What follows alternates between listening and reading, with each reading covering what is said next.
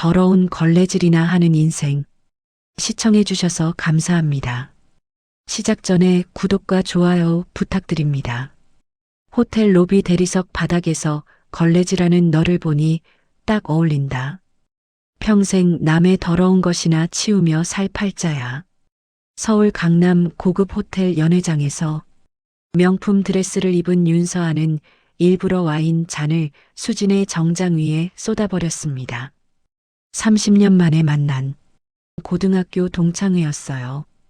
주변 사람들은 고개를 돌렸고 누구도 수진을 감싸지 않았습니다. 하지만 수진은 냅킨으로 조용히 옷을 닦으며 단 한마디만 남겼습니다. 걸레는 금방 바뀌지만 사람의 품격은 평생 가더라. 서아는 여전히 30년 전처럼 수진을 호텔 청소부로 무시했지만 사흘 뒤 그녀는 충격적인 사실과 마주하게 됩니다. 수진은 단순한 청소부가 아니었고 그녀가 무시했던 그 호텔은 보통 호텔이 아니었거든요. 서아와 그녀의 남편이 무릎 꿇고 용서를 빌어야 했던 이유는 무엇이었을까요? 첫 번째, 장포기한 꿈. 1992년 3월 부산 영도의 작은 항구 마을에는 봄비가 내리고 있었습니다. 녹슨 함석 지붕을 두드리는 빗소리가 골목 곳곳에 울려 퍼졌어요. 수지는 5평도 안 되는 방 한 구석에 앉아 대학 합격 통지서를 손에 쥐고 있었습니다. 종이는 이미 손때로 구겨져 있었어요. 수지는 그 종이를 몇 번이나 펼쳤다 접었다 반복했는지 모릅니다. 수진아, 아버지 병원비가 또 밀렸대. 부엌에서 어머니의 목소리가 들려왔습니다. 한숨이 섞인 목소리였어요. 수진은 합격 통지서를 천천히 접으며 눈을 감았습니다. 가슴 한쪽이 무너져 내리는 것 같았어요. 그녀는 고등학교 3년 내내 전교 10등 안에 들었습니다. 선생님들은 모두 수진이 서울의 좋은 대학에 갈 거라고 믿어 의심치 않았어요. 하지만 현실은 그렇게 호락호락하지 않았습니다. 아버지는 3달 전 조선소에서 사고를 당했어요. 허리를 다쳐 더 이상 일을 할 수 없게 됐습니다. 병원비는 눈덩이처럼 불어났고 어머니의 식당 일만으로는 감당할 수 없었어요. 수지는 방문을 열고 부엌으로 나왔습니다. 어머니는 낡은 식탁에 앉아 밀린 고지서를 보고 있었어요. 그녀의 손은 거칠게 갈라져 있었고 눈가에는 깊은 주름이 패어 있었습니다. 엄마, 나 대학 안 갈게. 어머니는 고지서를 내려놓고 수진을 바라봤습니다. 그녀의 눈빛에는 미안함과 슬픔이 가득했어요. 어머니는 아무 말도 하지 못했습니다. 그저 떨리는 손으로 수진의 손을 꼭 잡았을 뿐이에요. 괜찮아. 서울 가서 일하면 돼. 호텔 청소 채용 공고 봤어. 거기 가면 기숙사도 있고 월급도 나쁘지 않대. 수진은 애써 밝은 목소리로 말했습니다. 하지만 그녀의 목소리는 미세하게 떨리고 있었어요. 어머니는 고개를 떨구고 눈물을 훔쳤습니다. 수진도 눈시울이 뜨거워졌지만 울음을 참았어요. 지금 우는 건 사치라고 생각했습니다. 며칠 뒤 수진은 고등학교 동창생들과 마지막으로 만났습니다. 학교 근처 카페에서 모임이 있었어요. 20명 남짓한 친구들이 옹기종기 모여 앉아 커피를 마셨습니다. 누군가는 대학 입학 준비 이야기를 했고 누군가는 앞으로의 꿈을 이야기했어요.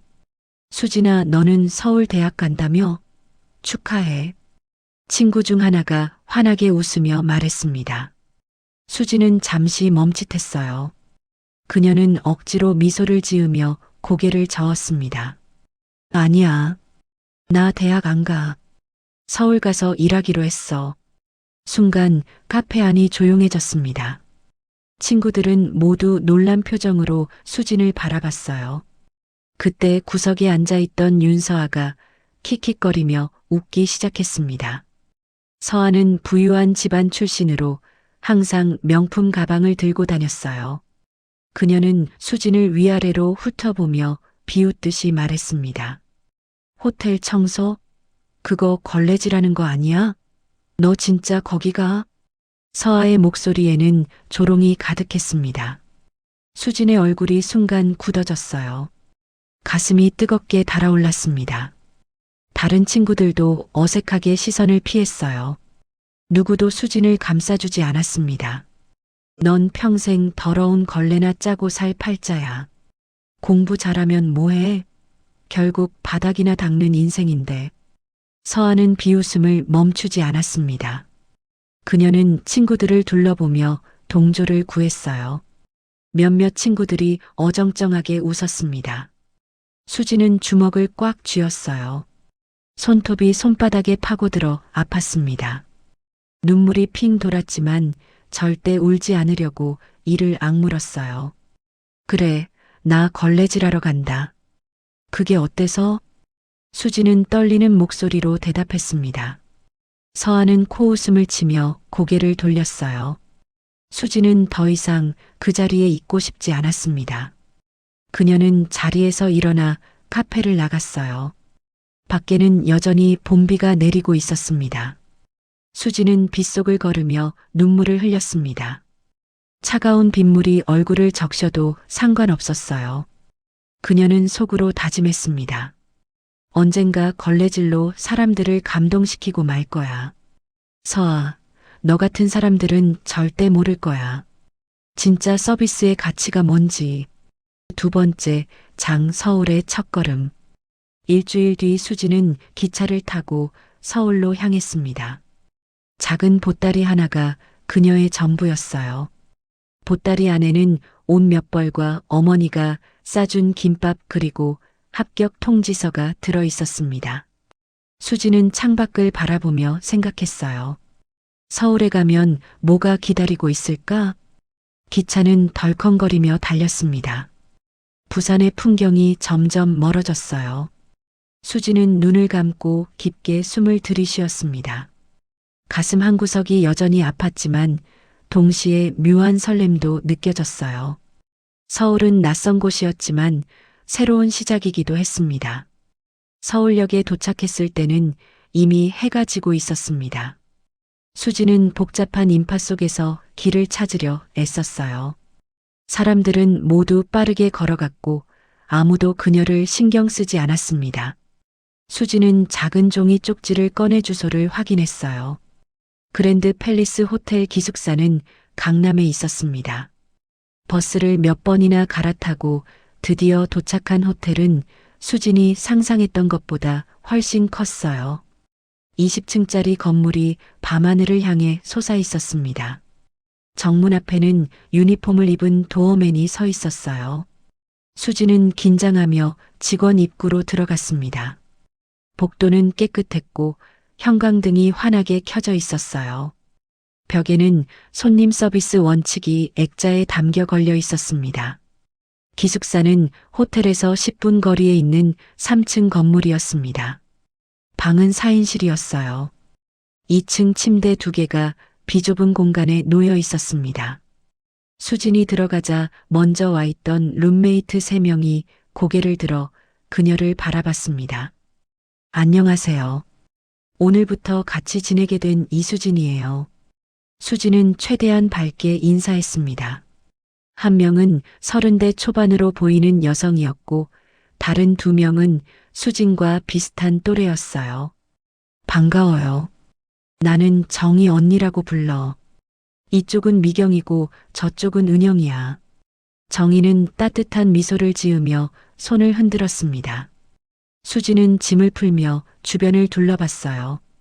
방은 협소했지만 어딘가 정겨운 느낌이 들었습니다. 창문 밖으로는 호텔의 불빛이 보였어요. 수지는 창가에 서서 그 불빛을 바라봤습니다. 내일부터 저기서 일하는 거구나. 가슴이 두근거렸습니다. 두려움과 기대가 뒤섞인 복잡한 감정이었어요.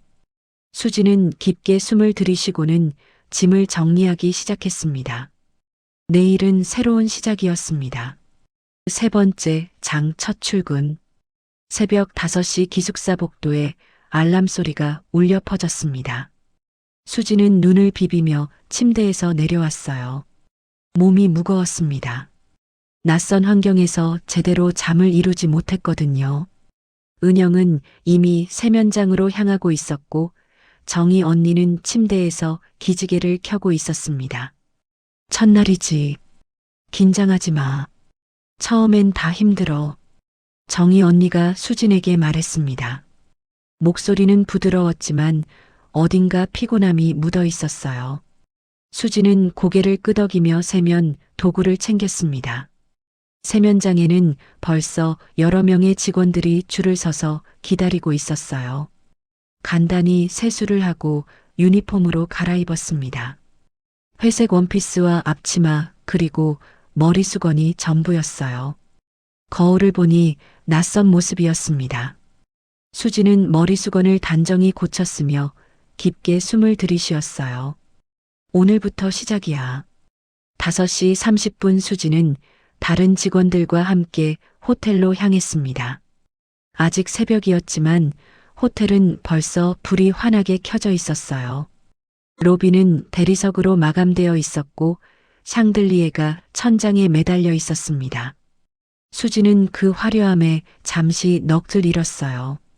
멍하니 있지 말고 따라와. 정희 언니가 수진의 팔을 잡아 끌었습니다. 그들은 직원 전용 엘리베이터를 타고 20층으로 올라갔어요. 하우스키핑 사무실에서 오늘의 업무가 배정됐습니다. 수지는 15층부터 17층까지 객실 청소를 맡았어요. 담당 객실은 20개였습니다. 방 하나 청소하는데 30분이면 돼. 침대 정리, 화장실 청소, 바닥 청소 순서대로 하면 돼. 정희 언니가 시범을 보였습니다. 그녀의 손놀림은 빠르고 정확했어요. 수지는 고개를 끄덕이며 카트를 밀고 첫 번째 객실로 들어갔습니다. 킹사이즈 침대가 놓여 있었고 창문 너머로 서울 시내가 한눈에 보였어요. 수지는 조심스럽게 침대 시트를 벗기기 시작했습니다. 생각보다 무거웠어요. 땀이 났습니다. 1시간이 지나도 겨우 2개 방을 끝냈습니다. 정희 언니는 벌써 5개 방을 마쳤어요. 너무 완벽하게 하려고 하지 마. 시간 안에 끝내는 게 중요해. 정희 언니가 조언했습니다. 수지는 속도를 높이려 애썼어요. 하지만 허리를 굽힌 채로 같은 동작을 반복하자 금세 허리가 뻐근해졌습니다. 오전이 지나고 점심시간이 됐습니다. 수지는 직원 식당으로 향했어요. 다리가 후들거렸습니다. 식당에는 수백 명의 직원들이 밥을 먹고 있었어요. 수지는 식판을 들고 배식을 받았습니다. 자리에 앉아 밥을 한 숟가락 떠먹는 순간 수지는 묘한 감정에 휩싸였습니다. 이렇게 힘든 일을 하는 사람들이 이렇게 많구나. 어때? 첫날. 정희 언니가 옆에 앉으며 물었습니다. 힘들지만 할만해요. 수진이 피곤한 미소를 지었어요. 처음엔 다 그래. 일주일만 지나면 몸이 익숙해질 거야. 정희 언니는 밥을 빠르게 먹으며 말했습니다. 오후에도 같은 일이 반복됐습니다. 방을 청소하고 또 청소하고 계속 청소했어요. 저녁 6시가 되어서야 퇴근할 수 있었습니다. 12시간 넘게 일한 셈이었어요. 수지는 기숙사로 돌아와 침대에 쓰러졌습니다. 온몸이 쑤셨어요. 손목은 퉁퉁 붓고 허리는 펴지지 않았습니다. 하지만 다음 날 아침 수지는 다시 일어났습니다. 알람이 울리자 비틀거리며 침대에서 내려왔어요. 4번째 장 작은 발견. 일주일이 지났습니다. 수진의 몸은 서서히 익숙해졌어요.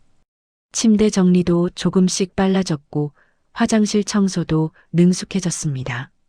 하지만 수지는 단순히 청소만 하는 것에 만족할 수 없었어요. 그녀는 일하는 중간중간 주변을 관찰했습니다. 어느 날 수지는 이상한 점을 발견했습니다. 16층 객실들의 화장실에서 곰팡이 냄새가 났어요. 환풍기는 돌아가고 있었지만 냄새가 사라지지 않았습니다. 수지는 환풍기를 자세히 살펴봤어요. 필터가 막혀 있었습니다. 먼지와 이물질이 가득 쌓여 있었어요. 저기요, 이거 필터가 막혀 있어요. 교체해야 할 것 같은데요. 수진이 하우스키핑 매니저에게 조심스럽게 말했습니다. 매니저는 귀찮다는 듯 고개를 돌렸어요. 신입이 뭘 안다고 참견이야? 하지만 수지는 물러서지 않았습니다. 그녀는 시설팀에 직접 연락했어요. 시설팀 직원이 와서 확인했습니다. 수진의 말이 맞았어요. 필터를 교체하자 냄새가 사라졌습니다. 그날 오후 하우스키핑 팀장 박 실장이 수진을 불렀어요. 박 실장은 40대 후반의 여성으로 엄격하지만 공정한 사람으로 알려져 있었습니다. 내가 환풍기 문제를 발견한 애구나. 박 실장이 수진을 위아래로 살펴보며 말했습니다. 수진은 긴장한 채로 고개를 끄덕였어요.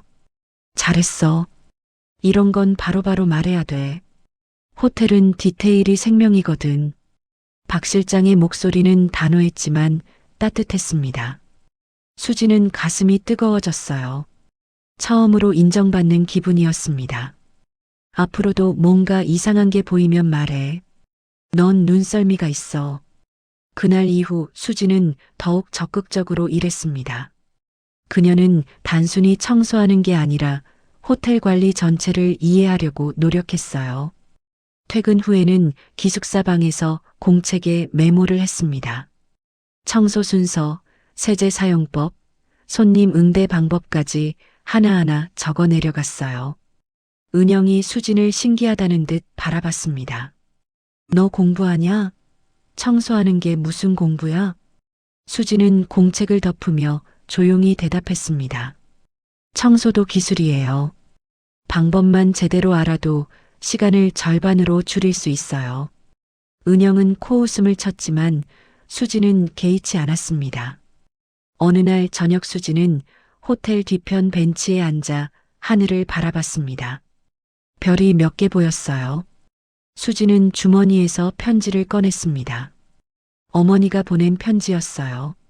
수진아 잘 지내니? 아버지 많이 좋아지셨단다. 내가 보내준 돈으로 치료도 받고 약도 샀어. 너무 무리하지 말고 건강 챙겨.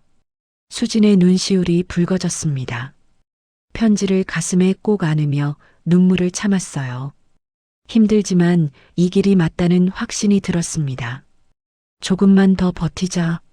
나는 할 수 있어. 호텔의 불빛이 수진을 비쳤습니다. 그 빛 아래에서 수진은 천천히 하지만 확실하게 성장하고 있었어요. 5번째 장야간학교 6개월이 흘렀습니다. 수진은 이제 하우스키핑 팀에서 가장 꼼꼼한 직원이 되어 있었어요. 그녀가 청소한 방은 항상 완벽했고 손님 컴플레인도 가장 적었습니다. 하지만 수진은 여기서 멈추고 싶지 않았어요. 어느 날 수진은 신문 한쪽에 실린 작은 광고를 발견했습니다. 야간 호텔 경영학교 모집 공고였어요. 주말과 저녁 시간을 이용해서 호텔 서비스 자격증을 딸 수 있다는 내용이었습니다. 수진의 가슴이 두근거렸어요. 호텔 서비스 자격증은 대형 호텔에서 승진하는데 필수였습니다. 수진은 광고를 오려서 주머니에 넣었습니다. 그날 밤 그녀는 등록비를 계산해 봤어요. 20만 원이었습니다. 한 달 월급의 3분의 1에 해당하는 금액이었어요. 수진은 고민했습니다. 집에도 돈을 보내야 하고 생활비도 필요했어요. 하지만 이 기회를 놓치고 싶지 않았습니다. 수진은 결심했어요. 한 달만 점심을 굶고 컵라면으로 때우면 될 거라고 생각했습니다. 다음 날 수진은 학교에 등록했습니다. 수업은 매주 화요일과 목요일 저녁 7시부터 10시까지였어요. 퇴근하고 바로 달려가야 하는 일정이었습니다. 첫 수업 날 수진은 허겁지겁 교실에 도착했습니다. 숨이 차올랐어요. 교실에는 이미 15명 정도의 수강생이 앉아 있었습니다. 대부분 30대에서 40대로 보이는 사람들이었어요. 강사는 50대 초반의 남성이었습니다. 그는 칠판에 호스피탈리티라고 크게 쓰며 말했어요. 호텔 서비스는 기술이 아니라 마음입니다. 여러분이 배우게 될 것은 손님의 마음을 읽는 방법입니다. 수지는 숨을 죽이고 강의를 들었습니다. 서비스 회복, 고객 심리, 품질 관리 같은 용어들이 쏟아졌어요. 낯선 단어들이었지만 수지는 필사적으로 메모했습니다. 공책 한 장이 금세 빼곡히 채워졌어요. 10시에 수업이 끝나고 수지는 밤거리를 걸어 기숙사로 돌아갔습니다. 버스비를 아끼기 위해서였어요. 40분 넘게 걸어야 하는 거리였습니다. 찬바람이 차가웠지만 수지는 개의치 않았어요. 걸으면서 오늘 배운 내용을 머릿속으로 복습했습니다. 기숙사에 도착하니 11시가 넘었습니다. 다른 룸메이트들은 이미 잠들어 있었어요. 수지는 조용히 책상에 앉아 복습을 시작했습니다. 졸음이 몰려왔지만 억지로 눈을 떴어요. 1시가 넘어서야 침대에 누울 수 있었습니다. 새벽 5시 다시 알람이 울렸습니다. 수지는 비틀거리며 일어났어요. 눈꺼풀이 무거웠습니다. 하지만 멈출 수 없었어요. 세수를 하고 유니폼을 입고 호텔로 향했습니다. 이런 생활이 3달 동안 계속됐습니다. 수지는 점점 야위어 갔어요. 컵라면으로 때우는 점심, 부족한 수면, 그리고 끊임없는 공부가 그녀의 몸을 갉아먹었습니다. 하지만 수지는 버텼어요. 6번째 장 위기와 기회. 3달이 지난 어느 날 호텔에서 사고가 터졌습니다. 오전 10시쯤이었어요. 갑자기 15층에서 화재 경보가 울렸습니다. 손님들이 복도로 뛰어나왔고 현장은 순식간에 혼란에 빠졌어요. 화재야. 누가 좀 와봐. 직원들이 소리쳤습니다. 수진도 15층에서 청소를 하고 있었어요. 그녀는 즉시 카트를 버리고 경보가 울린 방으로 달려갔습니다. 문을 열자 연기가 피어오르고 있었어요. 하지만 불은 없었습니다. 수지는 재빨리 상황을 파악했습니다. 화장실 환풍기에서 연기가 나고 있었어요. 과열된 모터였습니다. 수지는 지난 3달 동안 배운 내용을 떠올렸어요. 호텔 안전관리 수업에서 설비 고장 대응법을 배운 게 생각났습니다.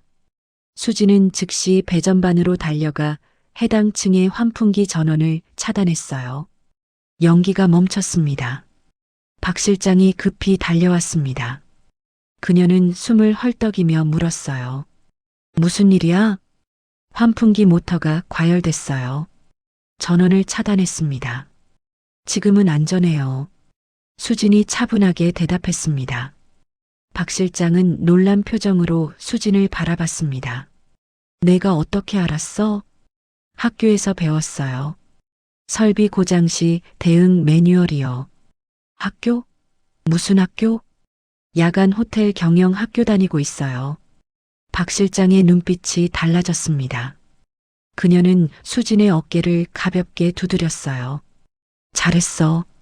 큰일 날 뻔했는데. 그날 오후 박 실장은 수진을 사무실로 불렀습니다. 수진은 긴장하며 문을 두드렸어요.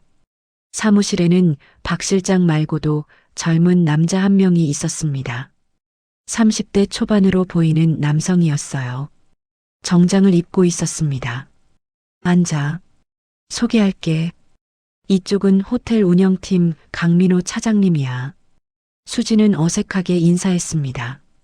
민호는 부드럽게 미소 지으며 고개를 끄덕였어요. 오늘 빠른 대응 고마웠어요. 박 실장님한테 이야기 많이 들었습니다. 민호의 목소리는 차분했습니다. 수지는 손을 꼭 쥐며 대답했어요. 아니에요. 당연한 일을 했을 뿐이에요. 당연한 게 아니에요. 제대로 배운 사람만 저런 판단을 할 수 있죠. 민호는 수진에게 몇 가지 질문을 했습니다. 호텔 서비스에서 가장 중요한 게 뭐라고 생각하는지, 손님 만족도를 높이는 방법은 먼지 같은 것들이었어요.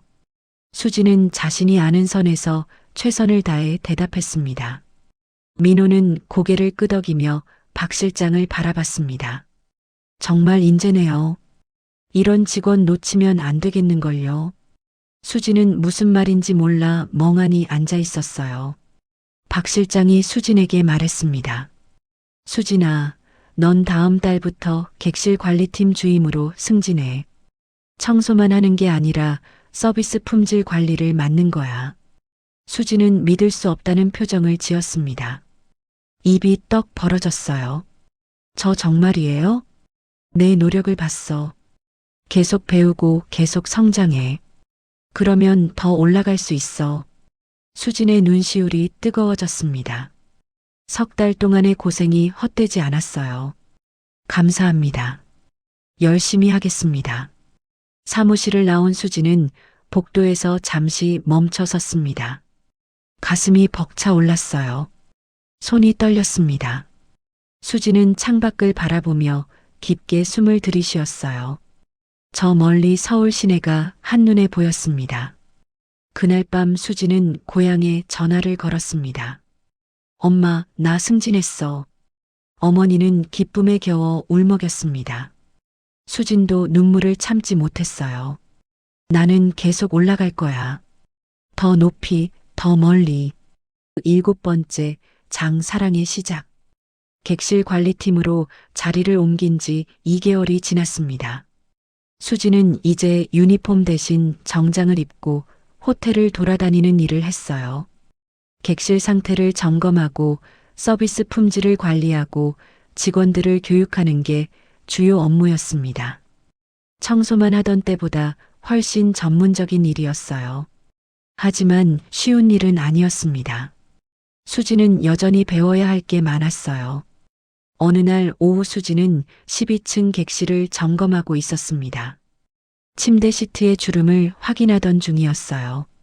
그때 문이 열리며 누군가 들어왔습니다. 고개를 들어보니 강민호였어요. 바쁜가요? 민호는 부드럽게 물었습니다. 수지는 얼른 고개를 숙이며 인사했어요. 아니요, 차장님.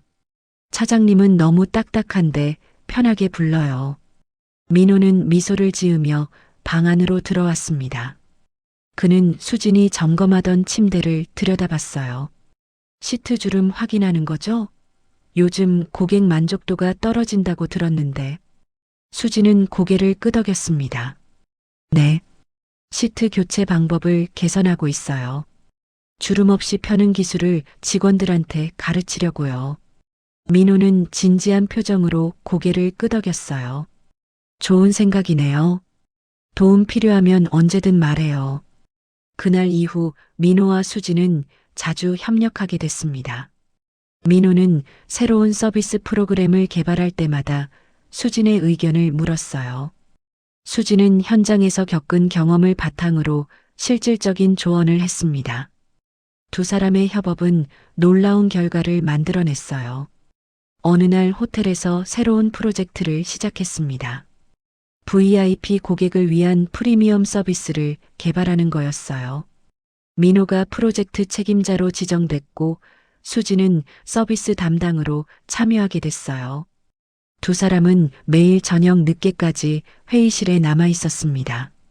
서비스 항목을 정리하고 직원 교육 프로그램을 만들었어요. 수십 번의 시행착오 끝에 드디어 만족스러운 결과가 나왔습니다. 해냈어요. 수진이 환하게 웃으며 말했습니다. 민호도 기쁜 표정을 지었어요. 수진 씨 덕분이에요. 현장 감각으로 핵심을 찾아냈잖아요. 아니에요. 차장님이 방향을 잘 잡아주셨어요. 두 사람은 서로를 바라보며 웃었습니다. 그 순간 공기가 묘하게 변했어요. 수지는 심장이 빠르게 뛰는 걸 느꼈습니다. 민호도 어색하게 시선을 피했어요. 저 배고프지 않아요? 저녁 먹으러 갈까요? 민호가 조심스럽게 제안했습니다. 수지는 잠시 망설이다 고개를 끄덕였어요. 좋아요. 두 사람은 호텔 근처 작은 식당으로 갔습니다. 허름한 곳이었지만 음식 맛은 좋았어요. 수지는 김치찌개를 주문했고 민호는 된장찌개를 시켰습니다. 뜨끈한 찌개를 앞에 두고 두 사람은 조용히 밥을 먹었어요. 저기 수진 씨. 민호가 먼저 입을 열었습니다. 수지는 숟가락을 들고 그를 바라봤어요.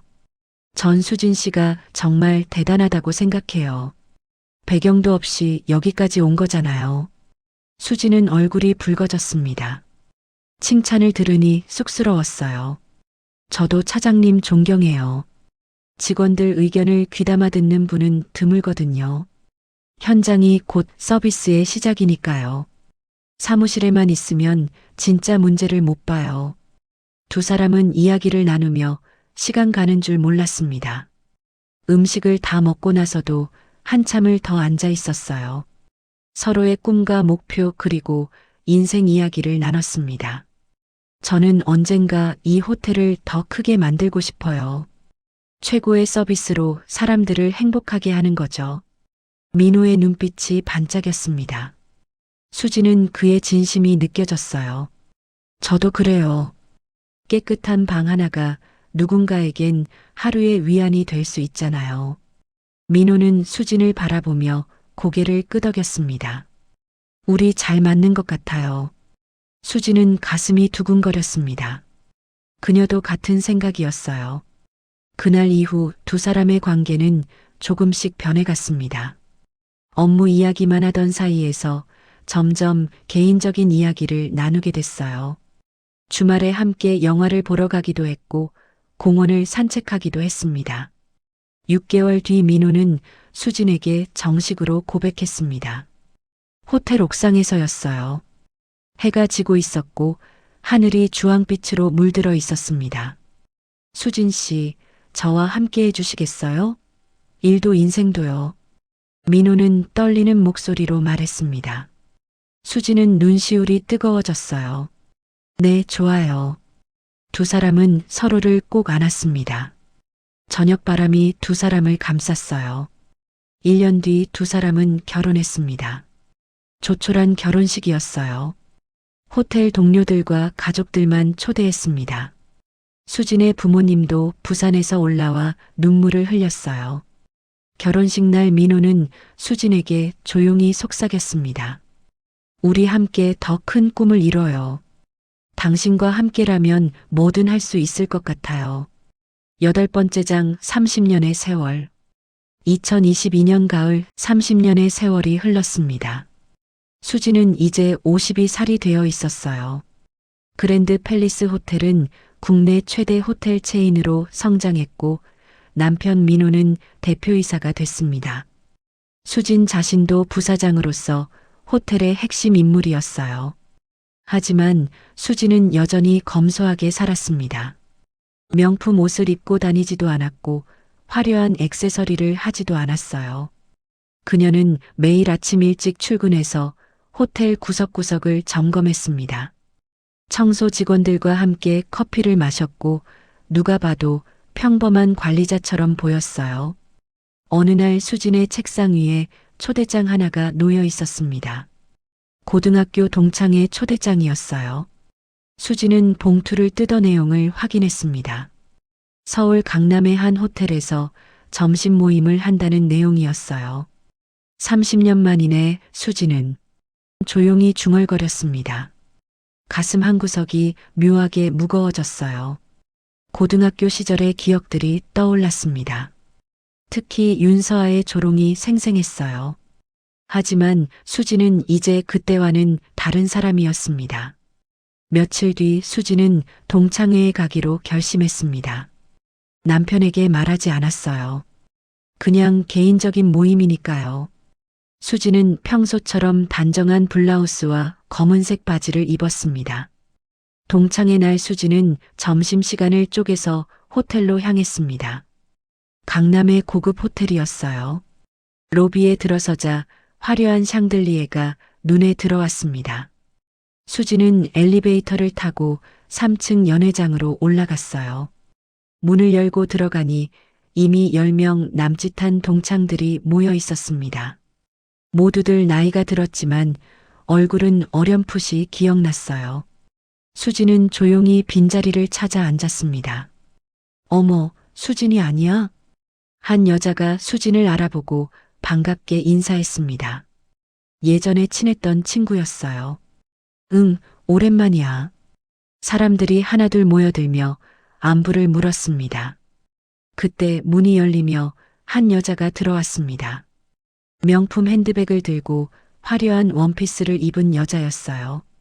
윤서아였습니다. 서아는 선글라스를 벗으며 주변을 둘러봤어요. 여전히 거만한 표정이었습니다. 다들 왔네. 미안, 늦었지. 서아는 자리에 앉으며 가방을 탁 내려놓았습니다.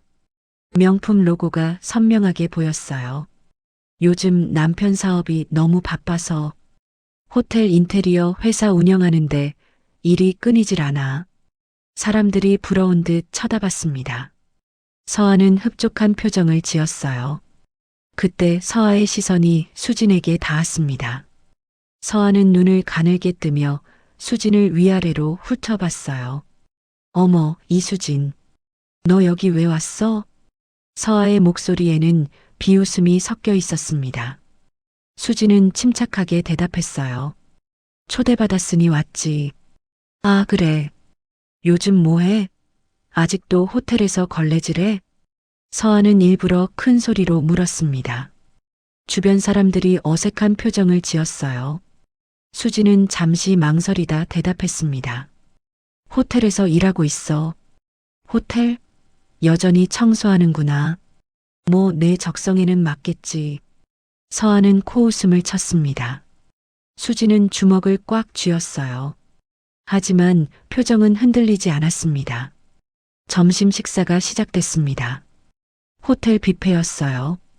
사람들이 일어나 음식을 가져왔습니다. 수진도 자리에서 일어나 샐러드를 접시에 담았어요. 음료 코너에서 와인을 따르려는데 뒤에서 누군가 수진을 밀쳤습니다. 서아였어요. 서아는 일부러 손에 들고 있던 레드 와인을 수진의 블라우스에 쏟았습니다. 어머, 미안. 실수했네. 서아는 전혀 미안해하지 않는 표정으로 말했습니다. 수진의 하얀 블라우스에 와인이 번졌어요. 차가운 감촉이 느껴졌습니다. 주변 사람들이 놀라서 쳐다봤습니다. 수진은 냅킨을 집어 조용히 옷을 닦았어요. 손이 떨렸지만 침착하게 행동했습니다. 역시 청소부 냄새는 못 숨기네. 아무리 깨끗한 옷을 입어도 배어있는 냄새가 있잖아. 서아는 비웃으며 말했습니다. 주변 사람들이 숨을 죽였어요. 누구도 나서지 않았습니다. 수진은 냅킨으로 옷을 다 닦고 천천히 서아를 바라봤습니다. 그녀의 눈빛은 차분했어요. 수진은 조용히 입을 열었습니다. 걸레는 금방 바뀌지만 사람의 품격은 평생 가더라. 수진의 목소리는 낮았지만 단호했습니다. 서아의 얼굴이 굳어졌어요. 30년이 지나도 여전히 사람을 깔보는 습관은 그대로네. 그게 더 안타까워. 수진은 더 이상 말하지 않았습니다. 그녀는 냅킨을 버리고 자리로 돌아갔어요. 주변 사람들이 어색한 침묵 속에서 수진을 바라봤습니다. 점심 모임은 어색한 분위기 속에서 끝났습니다. 수진은 먼저 자리에서 일어났어요. 먼저 갈게. 다들 건강해. 수진은 조용히 인사하고 연회장을 나섰습니다. 9번째 장 진실이 밝혀지다. 동창회가 있은 지 사흘 뒤였습니다. 그랜드 팰리스 호텔 본사 앞에는 현수막이 걸려 있었어요. 창립 30주년 기념식이라고 큰 글씨로 쓰여 있었습니다. 수진은 아침 일찍 출근해서 행사장을 점검했어요. 1층 대강당이 행사장이었습니다. 300명이 넘는 사람들이 들어올 수 있는 공간이었어요. 무대에는 대형 스크린이 설치되어 있었고 객석에는 의자들이 가지런히 놓여 있었습니다. 오전 10시 행사가 시작됐습니다. 임직원들과 협력업체 관계자들이 속속 입장했어요. 거래처 사장들도 여럿 보였습니다. 수지는 이사진 좌석에 앉아 있었습니다. 남편 민호는 무대 옆 대기석에 있었어요. 대표이사로서 기념사를 할 예정이었습니다. 사회자가 무대에 올라 행사 시작을 알렸습니다. 박수 소리가 울려 퍼졌습니다. 스크린에는 호텔의 성장 과정을 담은 영상이 재생됐어요.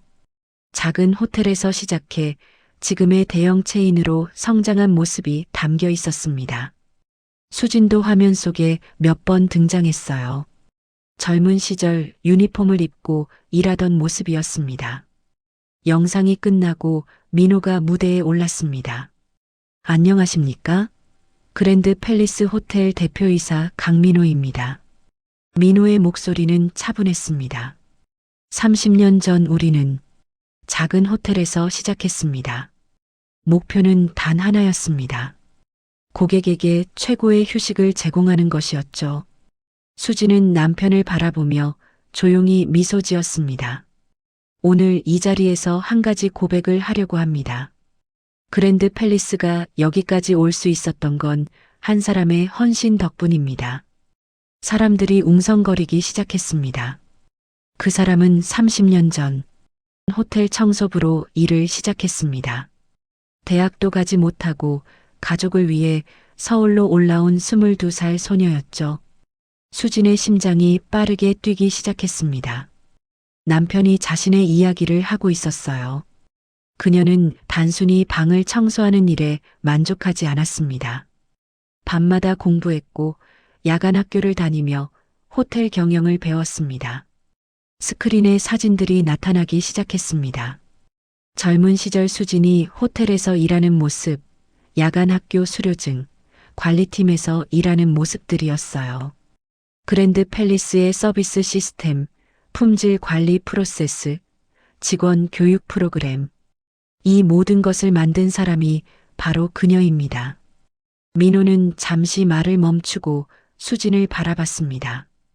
이제 소개하겠습니다. 그랜드 팰리스 호텔 부사장이자 저의 아내 이수진입니다. 순간 대강당이 조용해졌습니다. 모든 시선이 수진에게 쏠렸어요. 수진은 자리에서 일어났습니다. 박수 소리가 터져 나왔습니다. 수진은 천천히 무대로 걸어갔습니다. 남편이 손을 내밀었고 수진은 그 손을 잡았습니다. 한 말씀 부탁드립니다. 수진은 마이크 앞에 섰어요. 안녕하세요. 이수진입니다. 수진의 목소리가 떨렸습니다. 제가 처음 이 호텔에 왔을 때 저는 아무것도 몰랐습니다. 그냥 하루하루 버티는 게 전부였어요. 하지만 저는 배웠습니다. 깨끗한 방 하나가 누군가에겐 하루의 전부일 수 있다는 거요. 그 방을 만드는 사람의 책임이 얼마나 큰지 알게 됐습니다. 객석이 조용했습니다. 모두들 숨을 죽이고 수진의 말을 들었어요. 깨끗한 방 하나의 가치는 사람의 존엄입니다. 그걸 잊지 않으려고 노력했어요. 앞으로도 그럴 겁니다. 수진은 고개를 숙여 인사했습니다. 박수가 다시 터져 나왔어요. 행사가 끝나고 리셉션이 열렸습니다.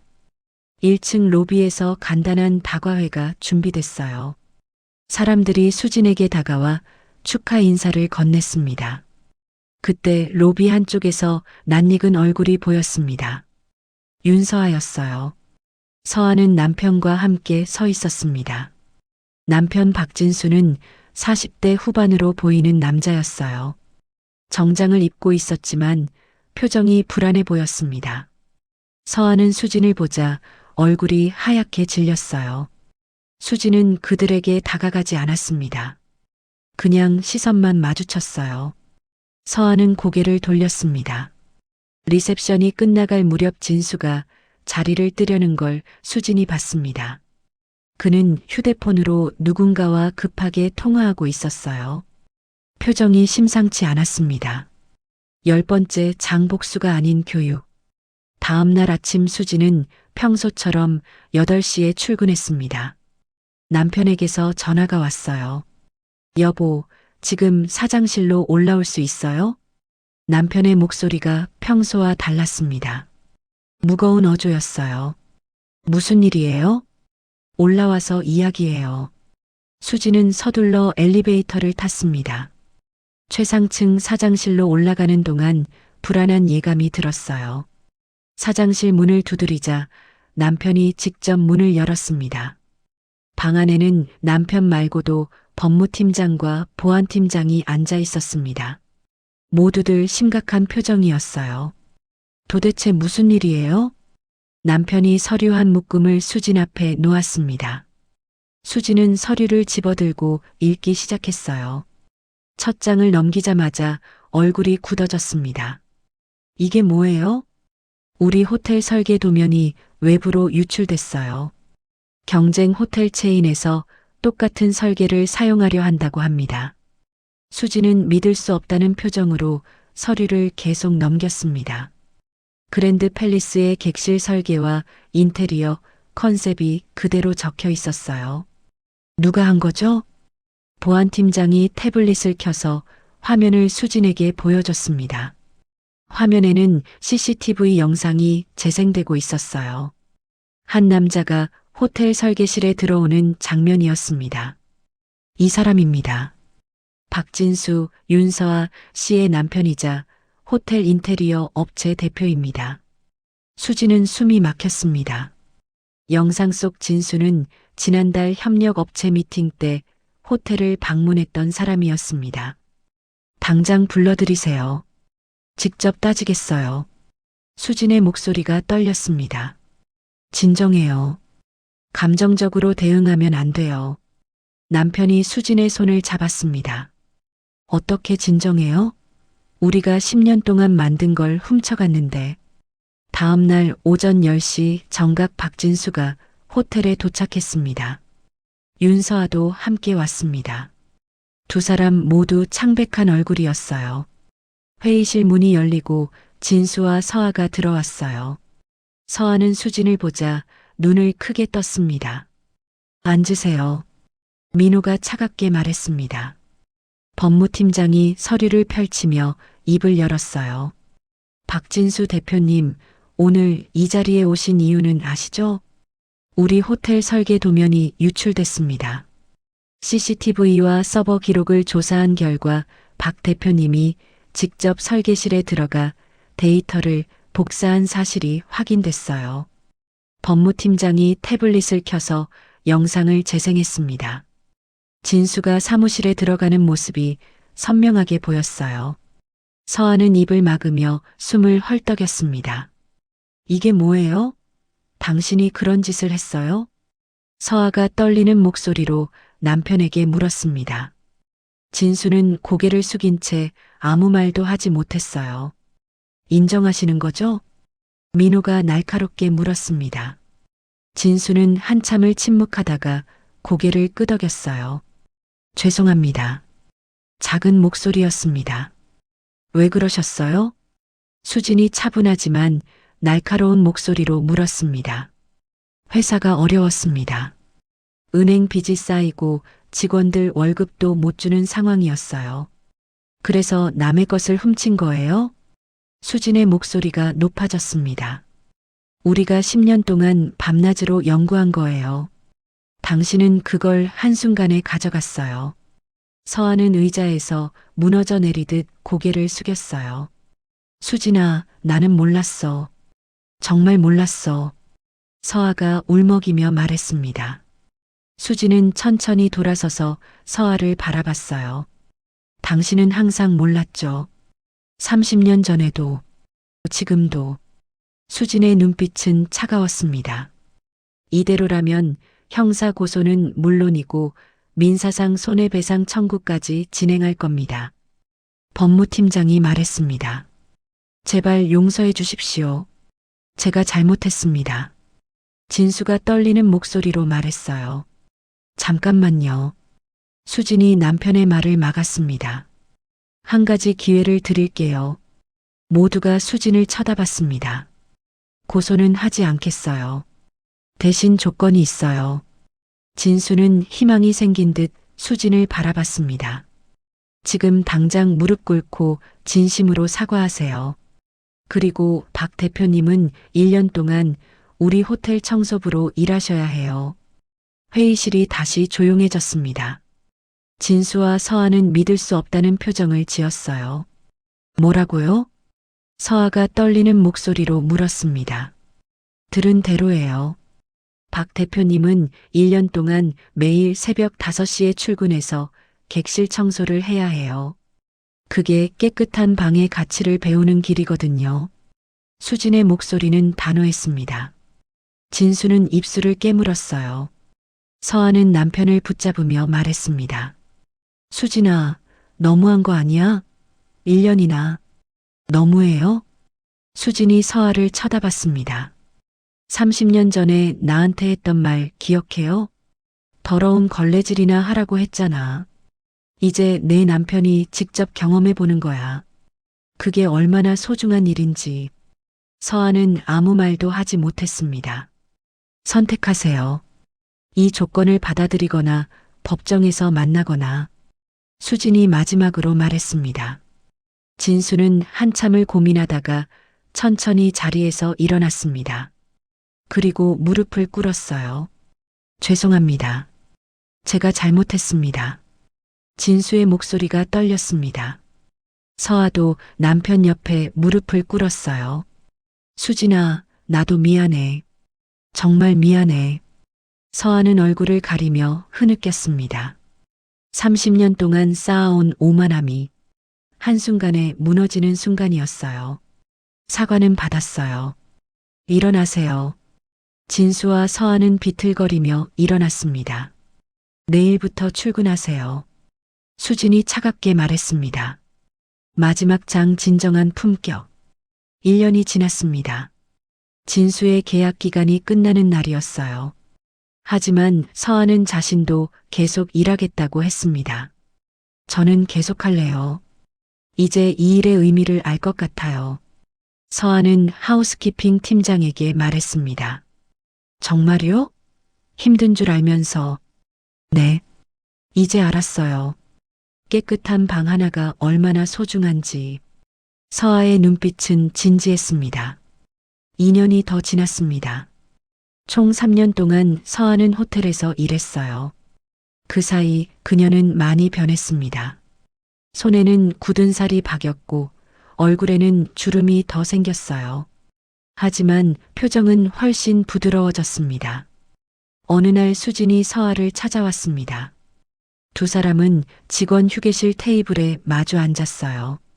서아야, 수고했어. 수진이 먼저 입을 열었습니다. 서아는 눈물을 글썽이며 고개를 숙였어요. 수진아, 정말 미안해. 30년 동안 너한테 얼마나 못되게 굴었는지 이제 알았어. 알았으면 됐어. 이제 사람을 볼 줄 알게 됐지. 응. 이 일을 하면서 배웠어. 노동의 가치가 얼마나 큰지. 수지는 서아의 손을 잡았습니다. 거칠러진 손이었어요. 교육팀으로 올라와. 내 경험을 살려서 후배들을 잘 가르쳐줘. 서아는 믿을 수 없다는 표정을 지었습니다. 정말 나를 믿어줘요? 응. 이제 내가 진짜 사람이 됐으니까. 서아는 수진을 꼭 안았습니다. 두 사람은 한참 동안 안고 있었어요. 30년의 앙금이 눈물과 함께 녹아내렸습니다. 2025년 가을 그랜드 팰리스 호텔 본사 대강당에서 특별한 행사가 열렸습니다. 호텔 설립 33주년을 기념하는 장학재단 개소식이었어요. 이 재단은 가정 형편이 어려운 직원 자녀들에게 학비를 지원하는 프로그램이었습니다. 수지는 무대 옆 의자에 앉아 있었습니다. 이제 55살이 된 그녀는 여전히 단정한 모습이었어요. 민호가 연단에 올라 개회사를 했습니다. 오늘 이 장학재단이 만들어진 건 한 사람의 제안 덕분입니다. 가난 때문에 꿈을 포기했던 한 소녀가 이제는 다른 사람들의 꿈을 지켜주고 싶다고 했어요. 바로 우리 호텔 부사장 이수진입니다. 박수가 터져 나왔습니다. 수진은 자리에서 일어나 무대로 걸어갔어요. 안녕하세요. 이수진입니다. 제가 처음 이 호텔에 왔을 때 저는 아무것도 가진 게 없었습니다. 하지만 한 가지는 있었죠. 배우려는 마음이었습니다. 수지는 잠시 말을 멈추고 깊게 숨을 들이쉬었어요. 청소하는 일은 단순해 보이지만 그 안에는 사람의 존엄이 담겨 있습니다.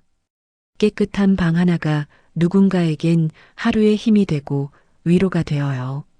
객석의 사람들이 고개를 끄덕였습니다. 이 장학재단을 만든 이유는 간단합니다. 가난 때문에 꿈을 접는 사람이 없었으면 좋겠어요.